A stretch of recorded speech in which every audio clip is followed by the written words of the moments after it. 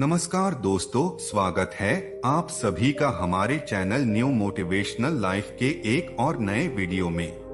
दोस्तों, पुराणों के अनुसार क्या यह सत्य है कि मानव की आत्मा मृत्यु के समय कर्म के अनुसार निकासी स्थान चुनती है, जैसे पाप कर्म वालों के गुदा मार्ग से निकलती है। गरुड़ पुराण के अनुसार शरीर के 10 ऐसे अंग हैं जो खुले रहते हैं। 2 आंखें, 2 कान, 2 नासिका के छेद, मुख, 2 मल मूत्रा विसर्जन द्वार। आखिरी द्वार है सिर के बीच तलवा। माँ के गर्भ में बच्चे के शरीर में आत्मा का प्रवेश इसी रास्ते से कराया जाता है। जब मौत आती है तो कर्मों के हिसाब से ही आत्मा शरीर से इन्हीं द्वारों द्वारा बाहर निकलती है। सत शरीर से आत्मा सिर के तलवे से ही बाहर निकलती है, वहीं दुष्ट आत्मा शरीर से बाहर मलमूत्र विसर्जन द्वार से निकलती है। आत्मा के शरीर से बाहर निकलते ही सत आत्मा सीधे स्वर्ग सिधार जाती है, जबकि पापियों की आत्मा को यम के दूत लेकर जाते हैं और उसे उसकी कर्मफल यातनाओं के बारे में बताया जाता है। दोस्तों, वीडियो शुरू करने से पहले आप लोगों से निवेदन है कि यदि आपने अभी तक हमारे चैनल न्यू मोटिवेशनल लाइफ को अभी तक सब्सक्राइब नहीं किया है तो सब्सक्राइब कर ले और वीडियो को एक लाइक करके कमेंट में जय श्री नारायण लिखकर प्रभु को अपना आभार व्यक्त करें।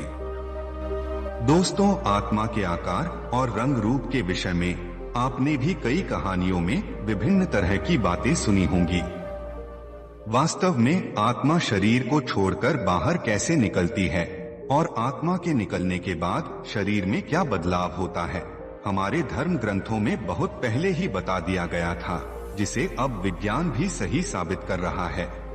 आत्मा कैसे दिखती है, उसका आकार क्या होता है, क्या वह इंसान के चेहरे की तरह ही दिखती है या उसकी आकृति अलग होती है? यह कुछ ऐसे सवाल हैं जो अक्सर एक जिज्ञासु मस्तिष्क में उठते रहते हैं।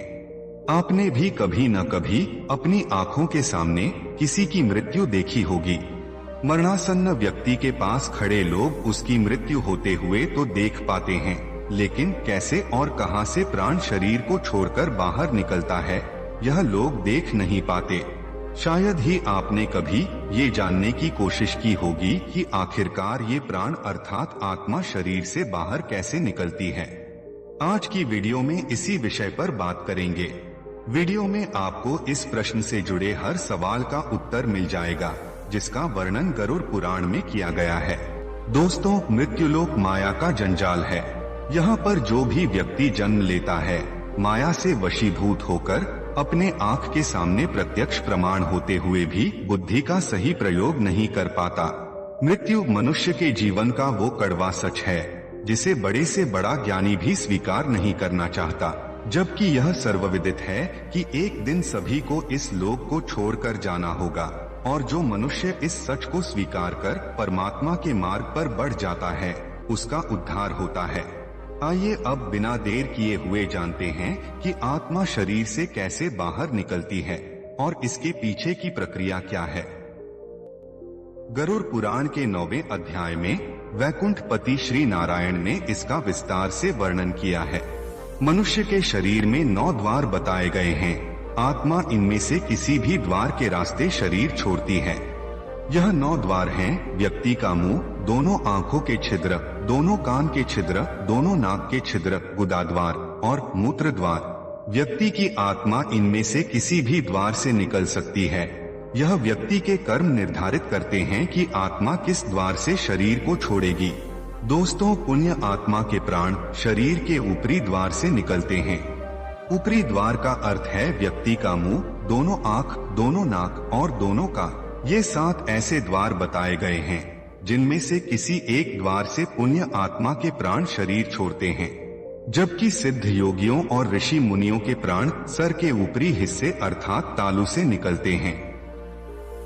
आत्मा के शरीर छोड़ने से पहले व्यक्ति की प्राणवायु अपान वायु से अलग हो जाती है और धीरे धीरे यही प्राणवायु पूरे शरीर से प्राण को खींचकर किसी एक स्थान पर स्थापित हो जाती है। यदि आपने कभी ध्यान दिया हो तो मरते हुए व्यक्ति के सबसे पहले पैर ठंडे पड़ते हैं, उसके बाद घुटने के नीचे का हिस्सा, ऐसा करते करते उस व्यक्ति का पूरा शरीर ठंडा पड़ने लगता है, जैसे ऊर्जा सिमट रही हो, और अंततः उसकी संपूर्ण चेतना सिमटकर एक चक्र पर आकर एकत्र हो जाती है। मनुष्य के शरीर में 7 चक्र होते हैं। अपने पूरे जीवन काल में व्यक्ति जिस चक्र से संबंधित कार्य ज्यादा करता है, अंत में उसी चक्र पर प्राण ऊर्जा केंद्रित हो जाती है। जैसे कि ध्यान की ऊर्जा मुख्य रूप से तालुरंध्र अर्थात सहस्रार चक्र से निकलती है।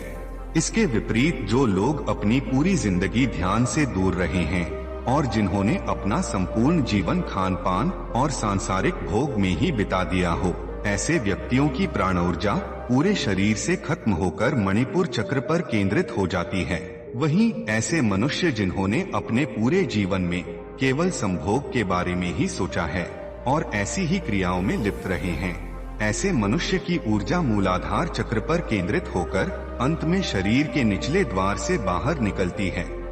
इसी के साथ जिन मनुष्यों को संपूर्ण जीवन ज्ञान के इर्द गिर्द बीता हो, ऐसे मनुष्यों की ऊर्जा कंठ चक्र अर्थात विशुद्ध चक्र पर केंद्रित हो जाती है और अंत में शरीर के ऊपरी द्वार से निकलती है।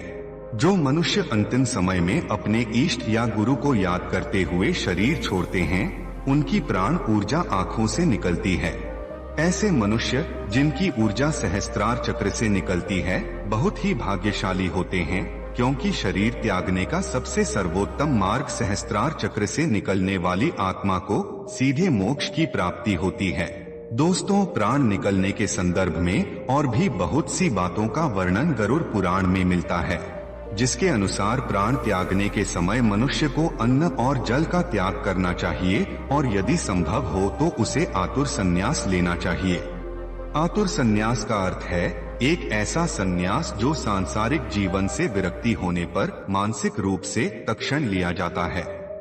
प्राण के गले तक आने पर जो मरणासन मनुष्य मैंने संन्यास ले लिया है ऐसा बोलता है, वह मृत्यु के बाद विष्णुलोक को प्राप्त होता है और ऐसे मनुष्य का जन्म दोबारा नहीं होता।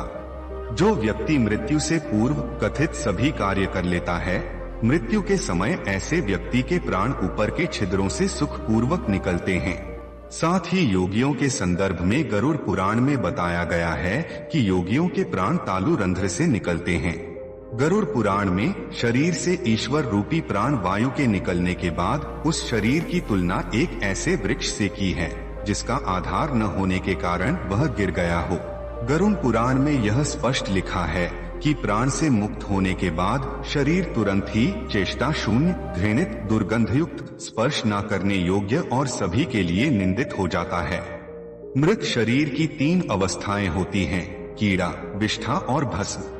इसे आप ऐसे समझ सकते हैं, मृत शरीर में कीड़े पड़ते हैं, वह मल के समान दुर्गंधयुक्त हो जाता है और अंतः चिता में जलकर भस्म हो जाता है। इसलिए क्षण भर में नष्ट होने वाले इस शरीर पर गर्व करना अनुचित है। मृत्यु के बाद पंचभूतों से निर्मित इस शरीर का पृथ्वी तत्व पृथ्वी में, जल तत्व जल में और बाकी तीनों तत्व वायु, अग्नि, अंतरिक्ष टूटकर विलय हो जाते हैं। परंतु सभी प्राणियों के शरीर में स्थित सर्वव्यापी शिव स्वरूप और जगत साक्षी आत्मा ही एकमात्र ऐसी है जो कि अजर अमर है, जिसका कोई अंत नहीं है, जो एक शरीर को त्याग कर दूसरे शरीर में प्रवेश कर लेती है। मृत व्यक्ति के शरीर से निकली आत्मा नए शरीर में प्रवेश करती है। गरुड़ पुराण में इस तथ्य को कुछ इस प्रकार समझाया गया है, जैसे एक घर के जल जाने पर उसमें रहने वाला व्यक्ति जाकर दूसरे नए घर में रहने लगता है। उसी प्रकार आत्मा भी पुराना शरीर छोड़कर नया शरीर ग्रहण कर लेती है। पुण्य आत्माओं को लेने स्वर्ग से देवदूत अपने विमान में आते हैं। धार्मिक और बुद्धिमान लोगों को ये देवदूत जीवन काल में किए गए कृत्यों के आधार पर स्वर्ग ले जाते हैं, जहां देवी देवताओं द्वारा इनका स्वागत किया जाता है। गरुड़ पुराण में इसके अतिरिक्त कुछ विशेष परिस्थितियों का भी वर्णन किया गया है, जिसके अनुसार वे व्यक्ति जिनकी मौत अचानक या हिंसात्मक तरीके से होती है, उनकी आत्मा अलग तरीके से शरीर छोड़ती है। ऐसे व्यक्ति जिनकी मृत्यु लंबी बीमारी के बाद होती है, उनके शरीर की ऊर्जा का क्षय बहुत कम हुआ होता है। इसी कारण ऐसी आत्माएं शरीर छोड़ते समय काफी दुविधा में होती है।